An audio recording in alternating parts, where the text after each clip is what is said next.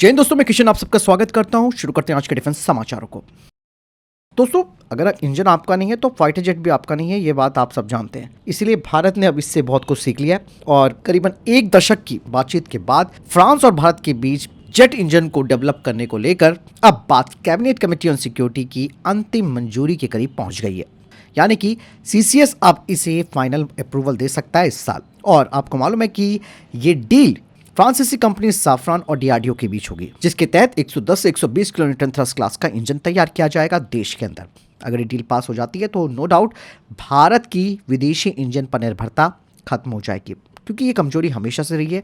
क्योंकि हमारा fighter engine अपना नहीं है, जिसकी वजह से आज अमेरिका भी हमें आके दिखाता है। और हमारा कावेरी इंजन प्रोजेक्ट, हमने भले ही से बहुत कुछ सीख लिया है, लेकिन ये फाइटर जेट्स को पावर नहीं दे पा रहा है। लेकिन और उसका नतीजा आप देख रहे हैं कि तेजस से लेकर अन्य प्लेटफॉर्म्स के लिए हमें जी जैसे विदेशी ओईएम पर निर्भर रहना पड़ रहा है। हालांकि 2016 में रफाल डील के बाद साफ्रान से जेट इंजन टेक्नोलॉजी पर भारत ने बातचीत शुरू कर दी थी, लेकिन यहाँ पर एक्चुअल में जो प्रॉब्लम थी वो थी हॉट इंजन कोर और सिंगल क्रिस्टल ब्लेड टेक्नोलॉजी को लेकर। हालांकि जो डील अब सामने आ रही है वो अब खरीद फरोख्त तक सीमित नहीं है, बल्कि इसमें 100% टेक्नोलॉजी ट्रांसफर होगा। इंजन का इंटेलेक्चुअल प्रॉपर्टी राइट भी भारत के पास होगा और ये इंजन दोस्तों स्केलेबल डिजाइन के साथ आएगा, जिससे कि फ्यूचर में 140 किलोमीटर थ्रस्ट तक ले जाया जा सकता है। मतलब एमका मार्क 2 और नेवी के टेडबीएफ में भी इसका इस्तेमाल होगा। और सबसे बड़ी बात, इंजन पर पूरा कंट्रोल भारत का होगा। और आपने देखा होगा कि साफ्रान पहले ही हैदराबाद में M88 इंजन एमआरओ सुविधा बना रहा है, जिससे कि भारत के अंदर एक बड़ा एरो इंजन इंडस्ट्रियल बेस तैयार हो जाएगा। लेकिन दोस्तों, एक अड़चन यहाँ पर और आ सकती है जियोपॉलिटिकली,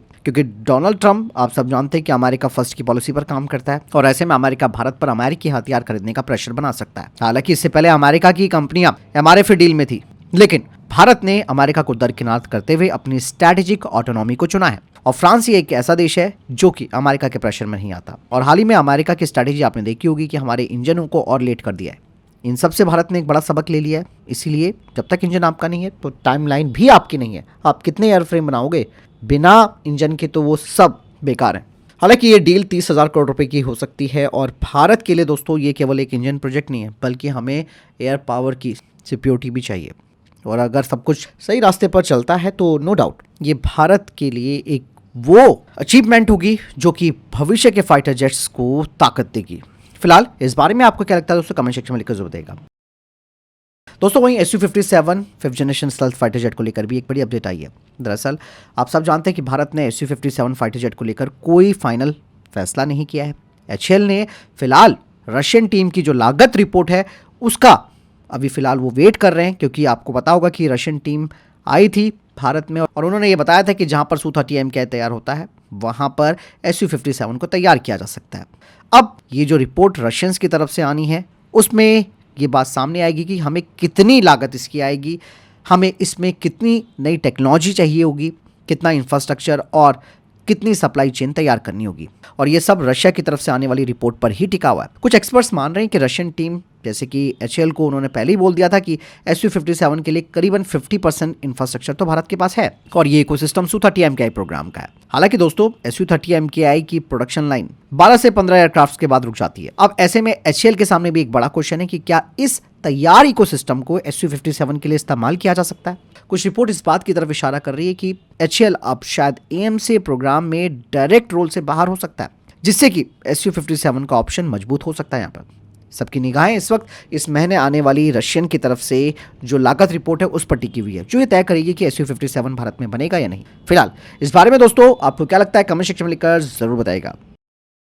इसके अलावा दोस्तों HAL का स्वदेशी यूटिलिटी हेलीकॉप्टर मरीन, यानी जिसे हम UHM कहते हैं, वो अब फ्लाइट ट्रायल्स के काफी करीब पहुंच चुका है। और ये एक नया हेलीकॉप्टर है दोस्तों, जिसे समुद्री ऑपरेशंस के लिए डिजाइन किया गया है। इंडियन नेवी की जरूरतों के हिसाब से इसमें ट्विन इंजन कॉन्फ़िगरेशन रखा गया है। इसके अलावा इस UHM में मिलेंगे जहाज पर उतरने के लिए मजबूत लैंडिंग गियर, समुद्री माहौल से बचने के लिए एंटी कोरोजन सिक्योरिटी, समुद्र में इमरजेंसी लैंडिंग के लिए flotation gear, model naval sensors और मिशन सिस्टम, और जरूरत पड़ने पर इस पर हथियार भी लगाए जा सकते हैं।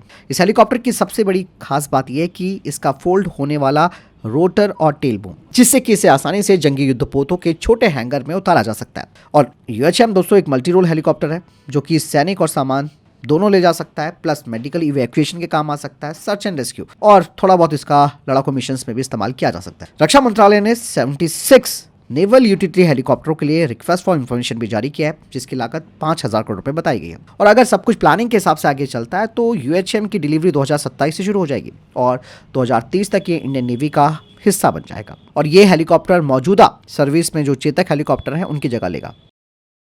वहीं दोस्तों डीआरडीओ अब 300 किलोवाट क्षमता वाले हाई एनर्जी लेजर हथियार पर काम करना शुरू कर चुका है, जिसकी मारक दूरी 20 किलोमीटर से ज्यादा बताई गई है। और सबसे बड़ी बात दोस्तों यहाँ पर यह है कि ये कोई साधारण लेजर नहीं होने वाला, बल्कि ये एक hybrid electric laser gas system है, जिसमें कि इलेक्ट्रिक एफिशिएंसी और गैस लेजर की हाई पावर क्षमता को जोड़ा जा रहा है। बता दें कि इस सिस्टम के जो महत्वपूर्ण हिस्से हैं उनका टेस्ट पहले ही सफल हो चुका है और सबसे महत्वपूर्ण टेक्नोलॉजी यहाँ पर centrifugal bubble secondary optical group है, जो कि लेजर बीम को साफ, स्टेबल और ज्यादा दूर तक असरदार बनाए रखती है। फिलहाल इस वक्त जिस चीज पर सबसे महत्वपूर्ण रूप से काम चल रहा है वो है लार्ज अपर्चर बीम डायरेक्टर, जो कि लेजर बीम को लंबी दूरी पर सटीक निशाने पर रखेगा और साथ ही एडेप्टिव कंट्रोल सिस्टम पर भी काम हो रहा है, जो इन्वायरमेंट में यानी कि वातावरण में धूल, धुआं और टर्बुलेंस के बावजूद लेजर की ताकत को बनाए रखेगा। 300 किलोवाट का ये लेजर सिस्टम दोस्तों loitering missions, cruise missiles, drone swarm और फाइटर एयरक्राफ्ट को नष्ट कर सकता है। और सबसे महत्वपूर्ण है कि जीरो कॉस्ट पर हम शॉट्स लगा सकते हैं, जिसका मतलब तुरंत हमला और अनलिमिटेड आपके पास मैगजीन होगी। आने वाले समय में दोस्तों डीआरडीओ इसे मेगावाट क्लास लेजर तक ले जाने की योजना पर काम कर रहा है, जिसके बाद भारत गिने चुने देशों की लिस्ट में शामिल हो जाएगा जो कि इस अत्याधुनिक टेक्नोलॉजी में महारत रखते हैं। वहीं दोस्तों फ्रांस और जर्मनी का जो फ्यूचर कॉम्बैट एयर सिस्टम यानी कि FCAS है, इस प्रोग्राम की जो नेक्स्ट डेडलाइन है उस पर सहमति नहीं बन पाई है। अब ये कहा तो जरूर जा रहा है कि प्रोग्राम खत्म नहीं हुआ है, लेकिन हकीकत तो ये सामने आई है कि जर्मनी अब बी प्लान पर काम कर रहा है। यहाँ पर दोस्तों जर्मनी की स्वीडन की साप कंपनी के साथ एक नए 6th generation fighter jet project को लेकर बातचीत चल रही है। आपको बता दें कि साप पहले से ही अपने F series next generation fighter concept पर भी काम कर रहा है, जिसे जर्मनी इस FCAS के बैकअप के तौर पर देख रहा है। यहाँ पर प्रॉब्लम दोस्तों FCAS प्रोग्राम में ये आ रही है, पहली तो है इंडस्ट्रियल लीडरशिप को लेकर प्रॉब्लम आई है, वर्क शेयर एग्रीमेंट नहीं हो पाया है किसी भी देश के बीच में, और इंटेलेक्चुअल प्रॉपर्टी राइट को लेकर भी बातचीत क्लियर नहीं है। इसीलिए दोस्तों प्रोग्राम के कंट्रोल को लेकर जर्मनी और फ्रांस के बीच टकराव हो रहा था। लेकिन दोस्तों अब इस प्रोजेक्ट में टर्निंग पॉइंट आ गया है।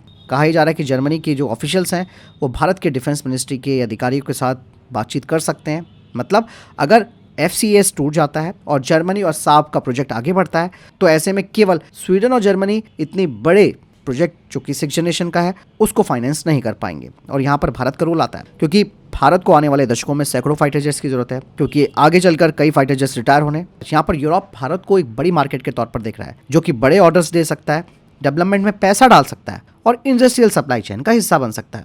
बात साफ हो जाती है, अगर FCAS ऑफिशियली रूप से फेल होता है तो जर्मनी साफ के F सीरीज को आगे बढ़ाएगा और यहाँ पर भारत को ऑब्जर्वर या फिर फुल डेवलपमेंट पार्टनर के तौर पर इनवाइट कर सकता है। हालांकि दोस्तों कहने वाली बात है, भारत का focus AMC fighter jet programme पर है, क्योंकि अगर हमने अपना पैसा यहाँ डालना शुरू किया तो हमारे अपने स्वदेशी प्रोग्राम्स के लिए पैसा कम होगा। और एक बात और क्लियर है दोस्तों, जब जर्मनी और फ्रांस के बीच FCAS प्रोजेक्ट पर सहमति नहीं बनी तो क्या हम इन पर विश्वास कर सकते हैं आगे?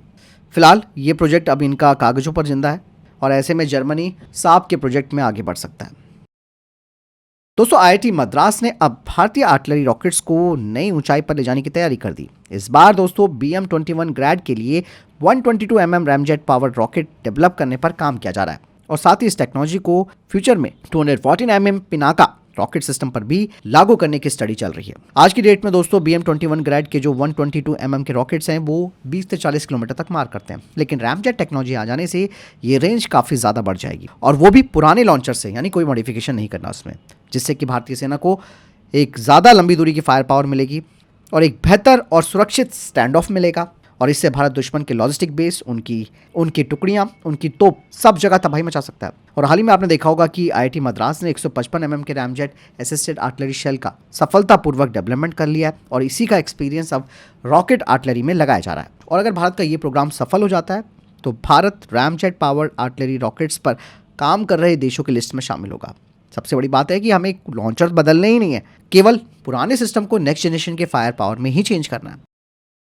दोस्तों एक वक्त ऐसा था जब हम एमुनेशन की कमी से जूझ रहे थे और ये भारत की सबसे बड़ी कमजोरी थी, लेकिन आज भारत वही एमुनेशन दुनिया को सप्लाई करने की तरफ बढ़ रहा है। रक्षा मंत्री राजनाथ सिंह ने दोस्तों कल नागपुर में Solar Industries and Aerospace Limited की medium calibre ammunition manufacturing facility का उद्घाटन किया और ये पूरी तरह ऑटोमेटेड प्लांट है जहां 30 mm का एमुनेशन बनाया जा रहा है, जिसका इस्तेमाल इंडियन आर्मी और इंडियन नेवी बड़े पैमाने पर करती है। रक्षा मंत्री राजनाथ सिंह ने कहा कि आज भारत एमुनेशन के क्षेत्र में पूरी तरह आत्मनिर्भर बन चुका है और अब भारत इनका ग्लोबल प्रोडक्शन हब बनेगा।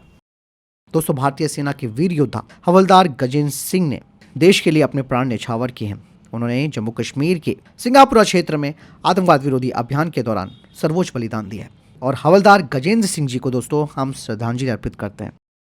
तो फिलहाल इतने के टॉप डिफेंस अपडेट। वीडियो के सामने कोई प्रश्न जवाब है आपको, कोई सवाल है, कमेंट सेक्शन में लिखकर जरूर पूछेगा। वीडियो को लाइक और शेयर जरूर कीजिएगा। जय हिंद, वंदे मातरम।